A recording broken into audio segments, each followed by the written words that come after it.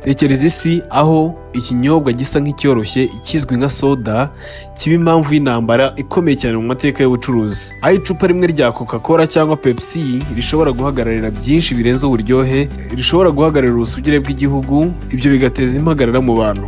Ibi si ibintu byavuzwe gusa mu bitangazamakuru, ni ukuri kwabayeho mu gihe cy'imyaka irenga 100, aho Coca-Cola na Pepsi byarwanye urugamba rutagaragarira amaso ariko rwinjira mu ntekerezo z'abantu, mu tubari, mu mashuri, mu ngo ndetse no mu bikorwa bya leta. Cola Wars ni intambara hagati ya Coca-Cola na Pepsi, ni imwe mu nkuru z'ubucuruzi zisekeje ariko zanagize ingaruka zikomeye ku bucuruzi n'umuco w'abantu ku isi yose. Ntabwo ari uguhangana ku buryohe gusa, ahubwo ni ukugundira isoko, guhindura uko abantu batekereza ndetse no kwigarurira amarangamutima yabo. Coca-Cola yatangiye nk'ikinyobwa cyavuraga umunaniro no kuribwa umutwe mu 1886. Nyuma y'imyaka 7 Pepsi nayo yahise ivuka, itangirana ishyaka ryo guhangana no kurenga imipaka ya Coca-Cola.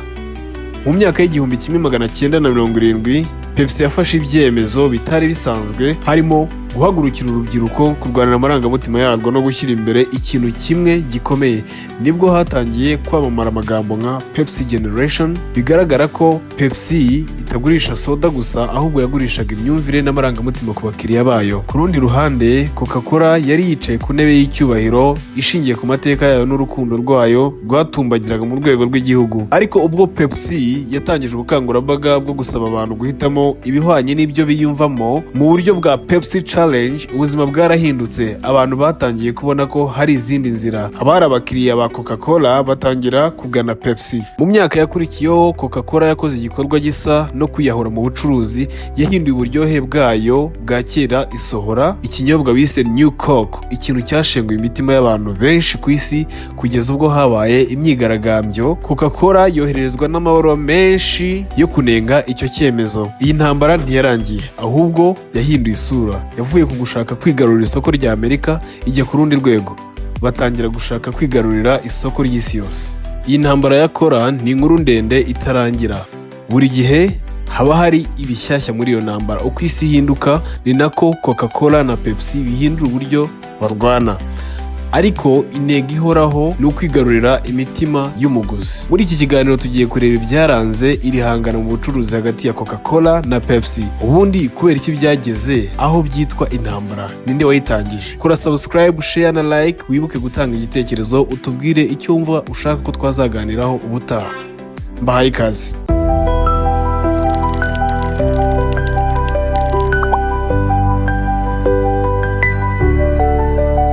Iri hangana ryiswe Cola Wars ryatangiye mu buryo butunguranye mu kinyejana cya 19, igihe ibinyobwa bifite uburyohe bwihariye byatangiraga gucicikana muri Leta Zunze Ubumwe za Amerika. Aha niho hatangiriye ubuzima bw'ibinyobwa bibiri bizwi ku isi hose, ari byo Coca-Cola ndetse na Pepsi Cola. Mu mwaka w'1886 umuganga witwa Dr. John Pemberton ukomoka muri Atlanta, Georgia, yakoze icyo yitaga tonike ya shokora n'icyayi. Yari igamije kuvura umutwe n'umunaniro. Iyo tonike yayise Coca-Cola kuko yarimo ibikomoka kuri coca, ibimera bikomoka muri Amerika y'Amajyepfo, na cola nuts, imbuto zifite kafeyine, byose byongera imbaraga. Pemberton ntiyagize amahirwe yo kubyaza icyo gitekerezo inyungu kuko yapfuye vuba, ariko G. Candler yakomerejeho. Yahise agira ishyaka ridasanzwe mu kwamamaza no gukwirakwiza Coca-Cola ku isi hose. Coca-Cola yabaye igicuruzwa cya mbere cyacurujwe mu buryo bwa rusange, mass distribution,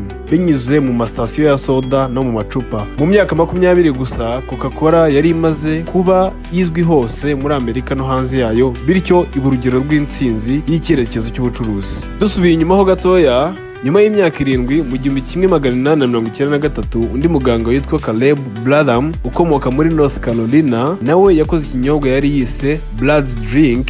Yacyitaga gutyo kuko yifuzaga ko ari ikinyobwa cyiza kiryoshye gifasha mu igogora. Mu 1898 yahinduye izina acyita Pepsi Cola, ahereye ku magambo dyspepsia na cola nuts. Uwo mugambi wari mwiza, ariko Pepsi ntiyagize amahirwe nk'aya Coca-Cola. Yagize ikibazo cy'ubukungu, iza gufunga inshuro 2, bwa mbere mu 1923 kubera ibihombo, n'ubundi mu 1931 kubera ihungabana rikomeye ry'ubukungu ryiswe Great Depression.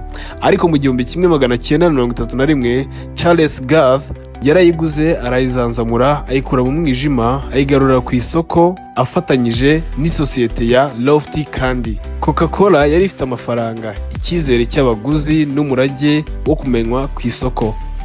Pepsi yo yari nk'umwana muto uri gushakisha uko yagera ku rwego rwisumbuye. Mu ntangiriro Coca-Cola niyo yafataga Pepsi nka mukeba bahanganye, ariko uko imyaka yagiye yicuma Pepsi yatangiye kubona uburyo bwo kugenda ikurura abakiriya bato bato, cyane cyane binyuze mu igabanyirizwa ry'ibiciro no kwamamaza. Nyuma yo gushimangira imizi yayo ku isoko rya Amerika, Coca-Cola yakomeje kugenda itumbagira mu bikorwa by'ubucuruzi, ariko Pepsi Cola nayo niyacogoye.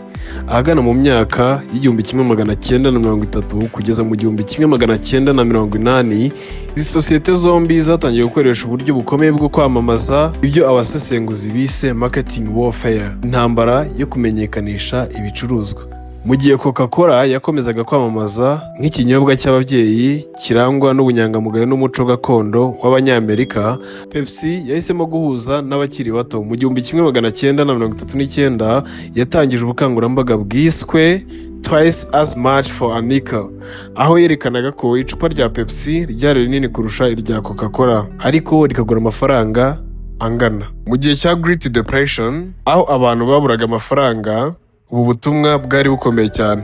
Pepsi yerekanye ko ifite ubushobozi bwo gutanga byinshi ku giciro gito. Ibintu byatumye abantu benshi batangira kuyemera, cyane cyane abantu b'amikoro adahagije. Mu myaka y'1960 Pepsi yazanye indi ntwaro ikomeye, The Pepsi Generation. Iyi ntwaro yari igamije kwigarurira cyane cyane urubyiruko. Yabaye ikinyobwa cy'abakiri bato bafite gahunda yo kugendana n'ibigezweho. Coca-Cola nayo niyigeze yicara ngo ituze, kuko mu 1971 yazanye ubukangurambaga bwamamaye cyane bwitwa I would like to buy the world a Coke. Ubu bukangurambaga bwahuriweho n'abantu b'imico itandukanye bo ku isi hose, baririmba indirimbo imwe berekana ubumwe, amahoro n'urukundo binyuze mu kunywa Coca-Cola. Ubu butumwa bwashimangiye ko Coca-Cola atari ikinyobwa gusa, ahubwo ko ari ikirango cy'ubumwe bw'isi yose. Ubu buryo bwo kwamamaza bwafashije Coca-Cola gukomeza kuba iya mbere ku isoko mpuzamahanga. Mu 1975 Pepsi yaciye ibintu ubwo yatangizaga icyo yise Pepsi Challenge, aho abantu bahurira hacururizwa bahabwaga ibirahuri bibiri, kimwe kirimo Pepsi ikindi kirimo Coca-Cola, ariko batabizi. Benshi mu bitabiriye bavugaga ko bakunze Pepsi kurusha Coca-Cola. Ibi byabaye nk'inkuba ku isoko. Coca-Cola yari imaze igihe kirekire yitwa ikirango cy'igihugu, ariko ubu abantu ubwabo batangiye kugaragaza ko Pepsi ari nziza mu buryohe. Nubwo Coca-Cola yari ikomeye, mu buryo bwo kwamamaza bwa Pepsi bwateje impinduka zikomeye mu myumvire y'abantu. Mu 1985 Coca-Cola yafashe icyemezo gikomeye cyo guhindura uburyohe bwayo, ishyiraho New Coke mu rwego rwo kwigana uburyohe bwa Pepsi, kuko bari batangiye kubona ko Pepsi itangiye gutsindira isoko. Ariko ibi ntibyagenze neza nk'uko babitekerezaga. Abakiriya ba Coca-Cola bararakaye cyane, bamwe batangira kwandika amabaruwa binubiriza impinduka, abandi bagaragaza ko batazongera kunywa Coca-Cola. Coca-Cola yahise isubiramo icyemezo cyayo, ishyira ku isoko Coca-Cola Classic. Iyi yo yaje ari karabutaka itsindira isoko ryose ry'isi yose, abantu bayisubiraho gutyo. Mu mateka y'ihangana rya Coca-Cola na Pepsi, kimwe mu byabaye intwari ikomeye cyane ni uburyo bwo kwamamaza. Kwamamaza byahindutse intwari ikomeye, aho buri sosiyete yashakaga kwigarurira imitima y'abakiriya binyuze mu mashusho, indirimbo, ubuhanga bwo kuvuga n'uburyo bwo gusabana n'abantu mu buryo butaziguye. Coca-Cola yazanye uburyo bwo kwamamaza bushingiye ku guhuza abantu n'amateka yabo, nko mu bihe bya Noheli, Christmas, aho bashyizeho Père Noël unywa Coca-Cola kuva mu myaka y'1930. Uyu niwo mwambaro twese tuzi kugera ubu, umusaza ufite ubwanwa bwinshi yambaye ikote ritukura. Byose byaturutse ku buryo Coca-Cola yamamajemo icyo gihe. Muri icyo gihe bongeyeho na slogan nka It is the real thing, niyo ya nyayo, ndetse na Open Happiness, fungura ibyishimo. Coca-Cola yibandaga ku gushyira abantu hamwe, gufungura amarangamutima n'ibyishimo bityo igahuza abantu n'ibihe byiza mu buzima. Mu myaka y'igihumbi kimwe magana cyenda na mirongo itandatu kugeza igihumbi kimwe magana cyenda na mirongo inani, Pepsi yahinduye umukino. Yahise yerekana ko itagamije kugera ku bantu bose nka Coca-Cola, ahubwo yihitiramo icyiciro cy'abantu bakiri bato guhera mu myaka 15 kugeza ku myaka 30, bitwaga The Pepsi Generation. Icyo gihe Pepsi yerekanye urubyiruko rwishimye, ruririmba, ruvugira ku mugaragaro ko Pepsi ariyo ijyanye n'ibihe. Mu mashusho yayo wumvaga urubyiruko ruvuga ruti "You've got a lot to live and Pepsi's got